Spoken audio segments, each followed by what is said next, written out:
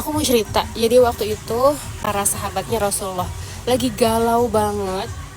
Iman ada di dalam dada, tapi yang namanya manusiawi harus ninggalin rumah, kendaraan, bisnis, toko yang udah dibangun selama ini. Semua yang kita milikin harus kita tinggalin. Dan kalau keluarga kita itu belum masuk Islam dan mereka nggak mau ikut sama kita masuk Islam, berarti kita juga ninggalin keluarga kita. Nah, waktu itu umat muslim lagi diusir dari kampung halamannya di Mekah Al-Mukarramah. Jadi karena udah belasan tahun ngedakwahin orang satu kampung, Rasulullah cuma dapat beberapa orang yang mau masuk Islam, orang yang beriman. Nah, abis itu orang yang beriman ini bukannya cuma masuk Islam dan gak terjadi apa-apa, tapi mereka dimusuhin, mereka diboikot, mereka diusir. Jadi siapapun yang masuk Islam diusir. Nah, akhirnya Rasulullah berdakwah ke luar kota, ke Madinah.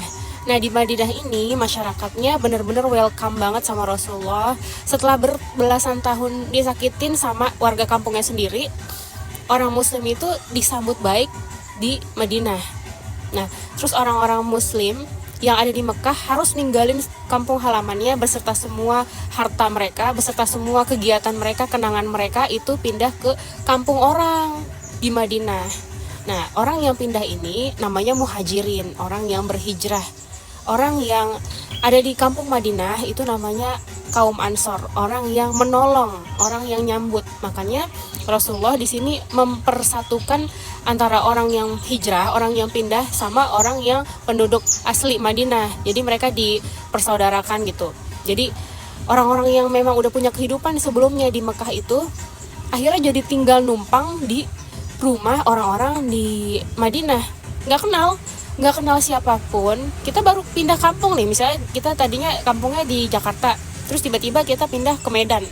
Nah, di Medan itu kita nggak tahu siapa-siapa, orang kita nggak kenal siapapun, tapi kita punya pemimpin kita yang diterima Rasulullah SAW. Nah, dari pemimpin kita ini mempersatukan kita, tapi kita nggak enak ya. Tadi kita udah hidup nyaman, kita punya kehidupan sendiri, kita tadinya pengusaha, kita tadinya entah penggembala kambing kita sendiri, atau kita pegawai di suatu tempat.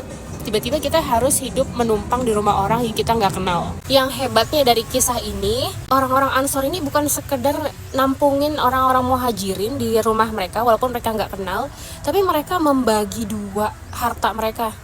Saking persaudaraan ini karena Allah ya, persaudaraan yang talinya itu kuat banget gitu, karena mereka percaya nanti akan bersaudara lagi di akhirat yang abadi gitu. Ini rumah saya, harta saya segini, saya bagi dua ya sama kamu. Tapi karena orang muhajirinnya juga orang yang tahu diri, mereka cuman bilang nggak usah, saya bisa usaha sendiri. Saya mulai usaha aja di sini. Kamu tunjukin aja di mana tempat perdagangan, di mana pasar. Akhirnya nggak berapa lama dari mereka tinggal di situ, memulai hidup baru, Allah udah menggantikan harta-harta mereka seperti yang mereka miliki sebelumnya. Ketika dia memulai perdagangan dari nol lagi, modalnya pun nggak ada, cepet banget Allah balikin harta-harta mereka. Jadi para sahabat yang tadinya kaya sampai di Madinah nol, cepat banget jadi kayanya lagi dalam beberapa bulan. Allah Subhanahu wa taala berfirman dalam surat Ali Imran ayat 195, maka orang-orang yang berhijrah di jalan Allah, orang-orang yang diusir dari kampung halamannya demi Allah, orang-orang yang disakiti saat berada dalam jalan Allah, dan orang-orang yang berperang dan terbunuh di jalan Allah, mereka semua itu akan Allah hapuskan kesalahannya. Dan mereka semua akan Allah berikan surga yang mengalir di bawahnya sungai-sungai, surga yang tenang, sebagai ganjaran atau pahala dari Allah, dan sesungguhnya di sisi Allah lah pahala yang baik. Makanya kita itu dianjurkan sama Allah untuk berhijrah, berpindah dari sesuatu hal yang tidak baik menjadi suatu hal yang baik. Baik itu kegiatan, lokasi, pergaulan, itu kita berpindah. Dan kalau kita tersakiti dalam proses pindah itu, dalam proses kita menuju kemenangan, menuju hal yang lebih baik, maka kita akan mendapatkan pahala dan pertolongan sama Allah, dihapuskan dosa-dosa kita.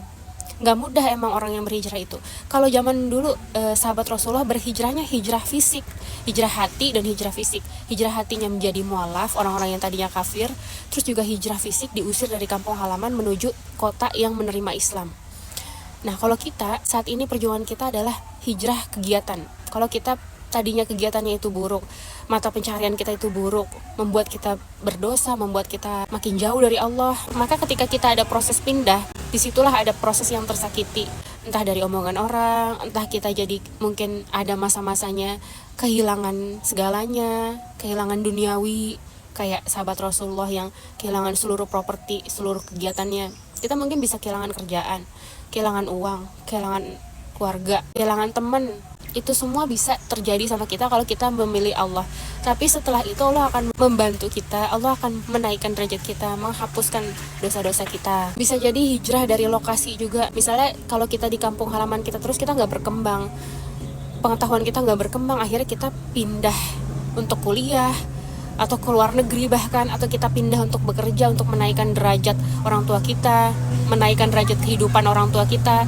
Itu semua ada pahit manisnya. Dan kalau kita menjalani itu demi Allah, tujuannya baik, mulia, tujuannya misalnya untuk lebih berilmu karena memang Allah menginginkan hamba yang berilmu, tujuannya untuk berbakti kepada orang tua, untuk memberi sedekah kepada orang tua dan keluarga besar, itu juga demi Allah. Insya Allah semua proses hijrah kita, sakit, manis, pahit, sulitnya, itu semua Allah ganjar dengan pahala.